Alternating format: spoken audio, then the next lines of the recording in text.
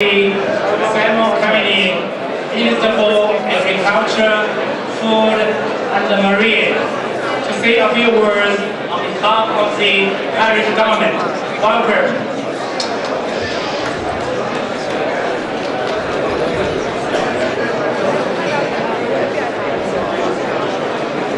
Good afternoon, everybody. Good afternoon. I know people are anxious to taste the delights of Chinese food and drink today, but if you could bear with me for a few minutes. Ambassador, ambassadors, members of the diplomatic corps, Garda Síochána, special guests, ministers in government,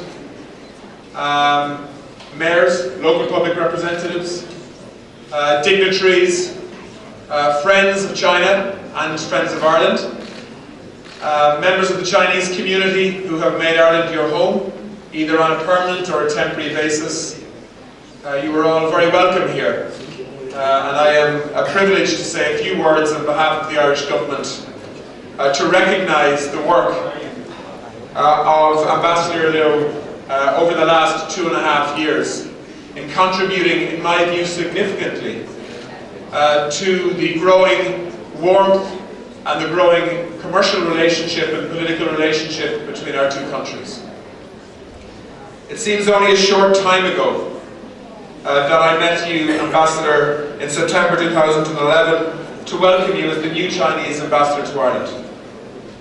During your time as ambassador, you have achieved an enormous amount in terms of the development of the China-Irish relationship and the genuine warmth and friendship that has grown between our two countries. You are held in deep regard by all in the Irish government for the work that you have done. The highlight of your term, as you have mentioned, was the visit of then Vice President Xi Jinping, which was a great honour for Ireland.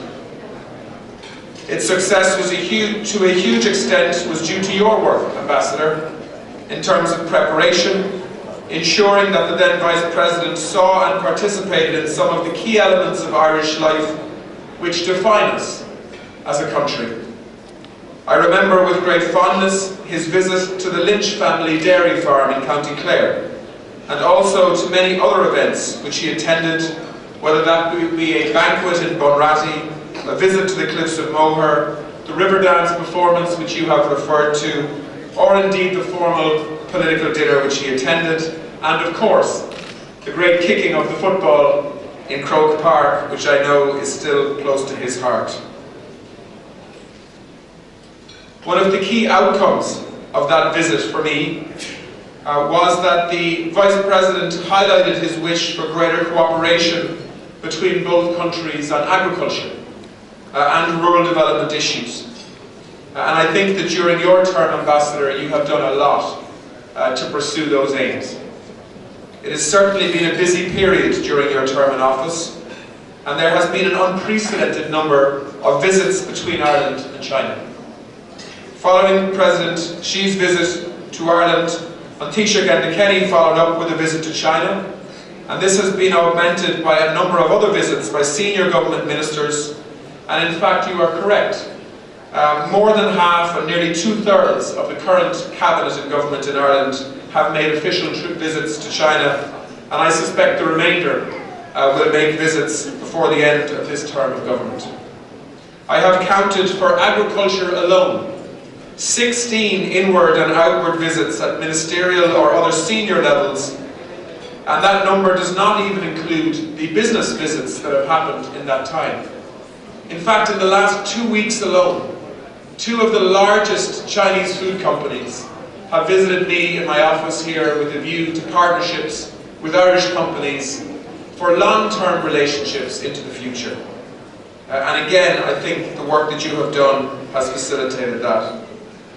For my own part, I want to thank you most sincerely, Ambassador, for what you have done to advance the relations in the agri-food sector and for your role in a very, very successful trade mission which I led to China nearly 2 years ago now, when we had more than 60 Irish companies.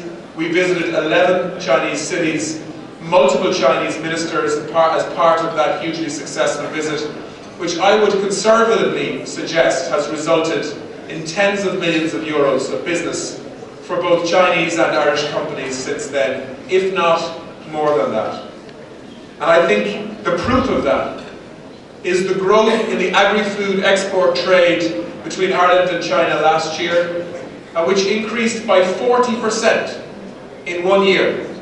So not only is China the largest trading partner in Asia for Ireland now, but it is by far the fastest growing trade partner in an agri-food and drink sense anywhere in the world, not just in Asia. And it is only a matter of time, in my view, until China becomes Ireland's second largest market for food and drink outside of the United Kingdom. And I think that says a huge amount about the role that you have played in building a relationship that can make that happen. But of course this is not just about food and drink and agriculture, although that of course is important from my perspective. There is also a much broader relationship that is growing now at a very senior level in government and in business communities. And that is why you see other senior ministers like Mr. James Riley here from a health perspective, and like many other senior politicians who are here, who are personally engaged with colleagues and friends in China to build new relationships that can last for the medium and long term, so that both of our countries can benefit. So can I thank you, and can I thank your wife for the commitment that you have shown to our country and our people, and can I wish you well for whatever the future holds. I don't know where you will be sent to next as an ambassador, but I hope you will find the kind of welcome and the kind of friendship that you have found here in Ireland over the last 2.5 years. And please reassure your successor when he comes here from New Zealand, which I think is a very good sign from an agri-food point of view, that he will get the kind of cooperation and friendship and positivity that I think you have received since you came to Ireland. So it is a privilege for me to thank you. And in the year of the horse, I have a little gift that I would like to give you, Ambassador, so that when you go home to China and when you move to a new part of the world, you will be able to look at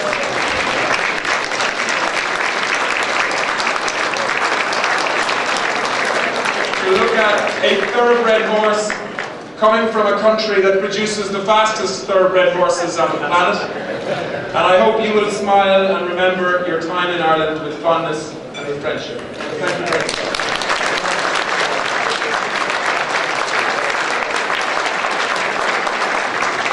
Thank you very much.